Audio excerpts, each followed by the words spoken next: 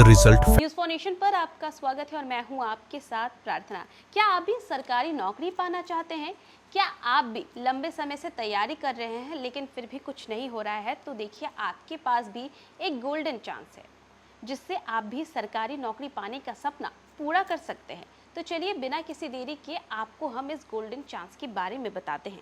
देखिए, सरकारी नौकरी की तैयारी कर रहे 10वीं पास युवाओं के लिए डाक विभाग की ओर से बड़ी खुशखबरी सामने आई है। इंडिया पोस्ट जीडीएस भर्ती 2026 के तहत देश भर के अलग अलग डाकघरों में 25,000 से ज़्यादा पदों पर भर्ती की जाएगी। इस भर्ती में ग्रामीण डाक सेवक जीडीएस के साथ branch post master BPM, assistant branch post master ABPM और डाक सेवक के पद शामिल है। यानी जिन युवाओं ने 10वीं कक्षा पास कर रखी है उनके लिए सरकारी नौकरी हासिल करने का ये एक अहम मौका है। इच्छुक और योग्य उम्मीदवार ऑनलाइन आवेदन कर सकेंगे। हालांकि आवेदन से पहले अभ्यर्थियों को नोटिफिकेशन में दी गई योग्यता, भाषा, दस्तावेज और तारीखों की शर्तों को अच्छी तरीके से समझना होगा। वो कुछ इस प्रकार है।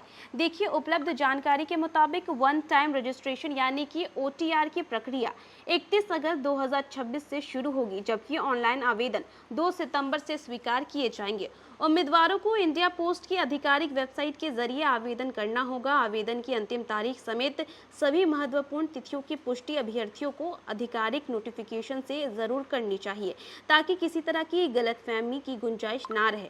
10वीं पास होना जरूरी और इसी के साथ मैथ और इंग्लिश भी काफ़ी ज़्यादा ज़रूरी है आपको आना। जीडीएस भर्ती के लिए उम्मीदवार का किसी मान्यता प्राप्त बोर्ड से 10वीं कक्षा पास होना ज़रूरी है। इसके अलावा 10वीं में गणित और अंग्रेजी विषय में पास होना भी अनिवार्य है। इतना ही नहीं, अभ्यर्थियों को संबंधित पद के लिए निर्धारित स्थानीय भाषा की पढ़ाई 10वीं कक्षा तक करना चाहिए। यानी सिर्फ 10वीं पास होना पर्याप्त नहीं है। उम्मीदवारों को गणित, अंग्रेजी और संबंधित स्थानीय भाषा से जुड़ी निर्धारित शैक्षणिक शर्त पूरी करनी होगी। आपको बताएं तो राज्य में भाषा का खास नियम है। कई राज्यों में, जैसे अरुणाचल प्रदेश हो गया, गोवा हो गया, सिक्किम हो गया, नागालैंड हो गया और जैसे राज्यों में उम्मीदवारों के लिए स्थानीय भाषा को लेकर के विशेष प्रावधान हो सकते हैं। अंग्रेजी या फिर हिंदी के अलावा संबंधित स्थानीय जनजातीय भाषा या बोली के ज्ञान की शर्त लागू हो सकती है। यदि किसी इलाके में संबंधित नहीं कराई जाती है तो भाषा ज्ञान का सत्यापन निर्धारित प्राधिकारी की ओर से जारी प्रमाण पत्र के जरिए किया जा सकता है। ऐसे में इन राज्यों के उम्मीदवार आवेदन करने से पहले भाषा संबंधी नियम जरूर जांच ले। आवेदन शुल्क की बात करें तो वो होगी 100 रुपये। जीडीएस भर्ती में सामान्य श्रेणी के उम्मीदवारों के लिए 100 रुपये आवेदन शुल्क निर्धारित है। हालांकि एससी, एसटी और दिव्यांग महिला और ट्रांसजेंडर उम्मीदवारों को आवेदन शुल्क से छूट दी गई है। यानी कि आरक्षित और पात्र छूट प्राप्त श्रेणियों के उम्मीदवार बिना शुल्क का भुगतान किए आवेदन प्रक्रिया पूरी कर सकेंगे।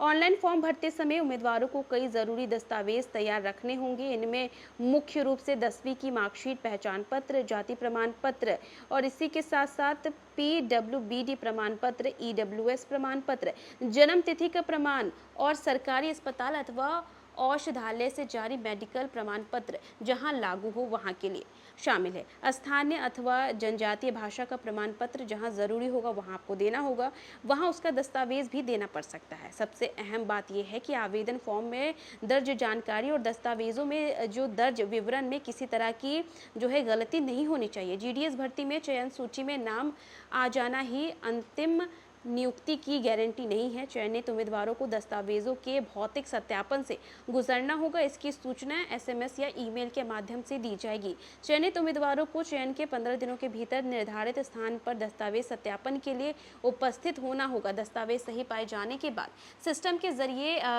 अंतिम अनुबंध का प्रस्ताव जारी किया जाएगा। इसके बाद नियुक्ति से पहले की बाकी औपचारिकताएं पूरी करनी होंगी। अंतिम अनुबंध का प्रस्ताव मिलने के बाद उम्मीदवार को 30 दिनों के भीतर नियुक्ति से पहले की जरूरी प्रक्रिया पूरी करनी होगी और इसमें बेसिक ट्रेनिंग और अन्य निर्धारित औपचारिकताएं शामिल है। दस्तावेजों और पुलिस सत्यापन की रिपोर्ट सही मिलने के बाद ही अंतिम नियुक्ति आदेश जारी किया जाएगा। यानी सिर्फ मेरिट लिस्ट में नाम आने के बाद नौकरी पक्की नहीं मानी जाएगी। आवेदन के लिए सबसे पहले इंडिया पोस्ट की अधिकारी वेबसाइट पर आपको जाना होगा। मोबाइल नंबर और ईमेल आईडी की मदद से OTR पूरा करें और इसके बाद प्राप्त रजिस्ट्रेशन नंबर और पासवर्ड से लॉगिन करें।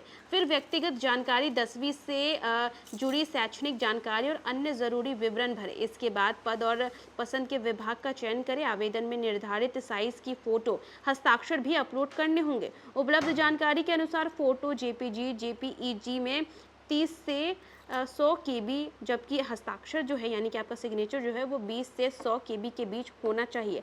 फॉर्म सबमिट करने से पहले प्रत्येक जानकारी को अच्छे तरीके से जांच लें। जिन अभ्यर्थियों पर शुल्क लागू है उन्हें निर्धारित फीस का भुगतान करना होगा और इसके बाद आवेदन रूप से सबमिट कर दें।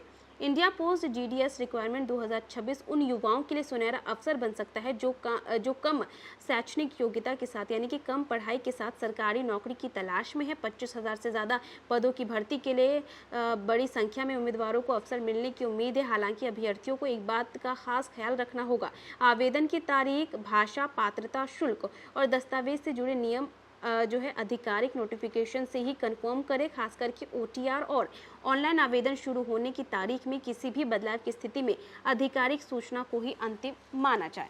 तो फिलहाल इस खबर में बस इतना ही। न्यूज़4 नेशन पे खबरों का सिलसिला लगातार जारी रहेगा। तब तक के लिए नमस्कार।